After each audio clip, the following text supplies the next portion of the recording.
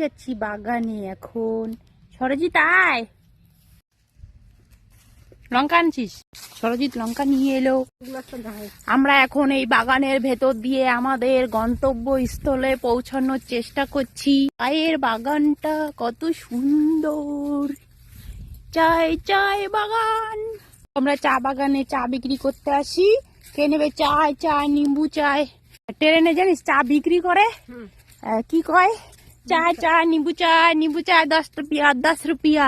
দেখো চা বাগানের মধ্যে শুধু চা গাছই থাকে না, বড় বড় গাছও থাকে। ফলের গাছ, নিম গাছ, হেনা গাছ, তেনা গাছ, এগুলো মেহগুনি গাছ।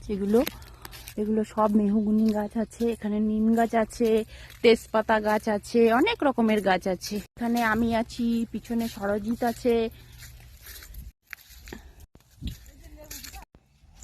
এগুলো হচ্ছে লেবু গাছ, মৌসম্বি গাছ। এটা মৌসম্বি, হ্যাঁ লেবু। এই যে লেবু শুকিয়ে গেছে গাছটা। এখন আমরা যাচ্ছি এখানে। আর এগুলো দেখছো সব সুপার। আর এই বাগানটা যে দেখছো এটা দিদিদের বাগান, চায়ের বাগান। এটা লেবারদেরকে হচ্ছে চা দিতে যাচ্ছিল, তো আমিও যাচ্ছি, সরজিৎও যাচ্ছে আমার সঙ্গে। চা আর মুড়ি মাখিয়েছি, সেগুলোই দিতে যাচ্ছি। দিদি একাই যাচ্ছিল, তো বলি চল আমরাও যাবো তোর সঙ্গে। সরজিৎ আগে আগে যাচ্ছে, পিছন পিছন যাচ্ছি। সরজিৎকে আমি দিয়ে দিলাম, আমার ভয় করে যেতে, আমি আর যাবো না।